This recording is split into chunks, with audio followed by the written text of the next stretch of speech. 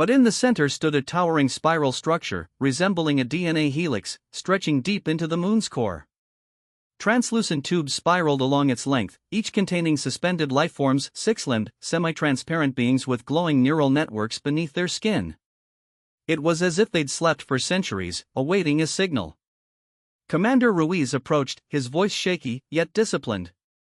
"This isn't a graveyard, this is an ark," he muttered, unable to believe his own words.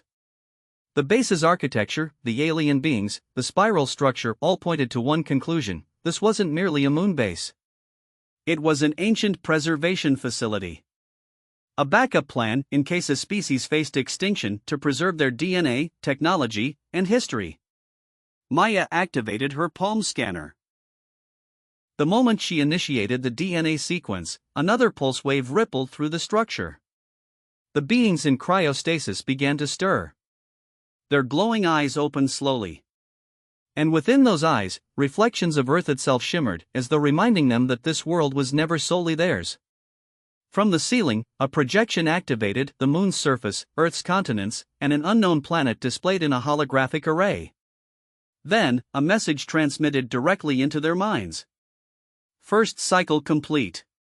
Second genesis begins. The team's understanding shattered. This was no monitoring outpost.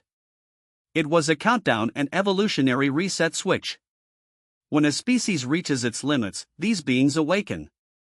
The greatest fear in the universe isn't darkness, it's the truths beyond human comprehension.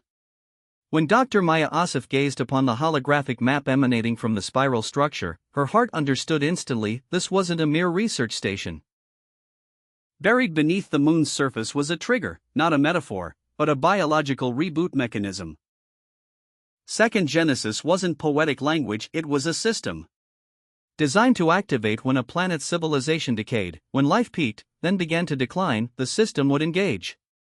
Humanity had reached that point. The base hummed, walls illuminated with an eerie glow. Within the cryo chambers, the translucent beings were awakening, blue veins flashing beneath their skin. A singular sentence repeated through every comm system: Second Genesis begins. Commander Ruiz accessed the emergency comm channels, but no signal could penetrate the interference. The base's gravitational field had jammed all communications, not a malfunction, but a deliberate design. A failsafe to conceal the facility from Earth until the appropriate moment. Tension was etched onto every crew member's face, yet Maya's eyes reflected something else. A terrifying realization: our story was never complete. She stepped forward as a hidden control panel revealed itself near the spiral's base. The alien symbols aligned with human DNA, as though the base recognized their genetic code. Suddenly, a second projection emerged. Earth's map, but this time, hidden zones highlighted across the planet, deep underground, beneath oceans, buried in deserts. Coordinates that had remained hidden for millennia, linked by some ancient, forgotten network. Maya pressed her palm against the display. Another voice transmitted, this time clearer: unavoidable, preservation complete. Containment failed. Genesis cycle initiated. Everything clicked into place. The beings in cryostasis weren't here to replace humanity, they already existed within us. Alien genetic markers embedded into human DNA, seeded thousands of years ago, perhaps when mankind first began to evolve. Our progress, our evolution, a controlled experiment. And when the experiment begins to collapse, Second Genesis triggers. Commander Ruiz instinctively raised his firearm. But Maya's gesture stopped him. Resistance was now irrelevant. The system was already beyond human control. A pulsating energy beam ignited within the spiral, piercing through the moon's surface, projecting into deep space. A signal, perhaps to alien caretakers, or something far more terrifying. In every crew member's comms, the same words repeated. Life reset in progress. Phase 1 extraction. Phase 2 reconstruction. Maya inhaled, whispering under her breath, we were never alone, we were never complete. And now, everything was about to begin.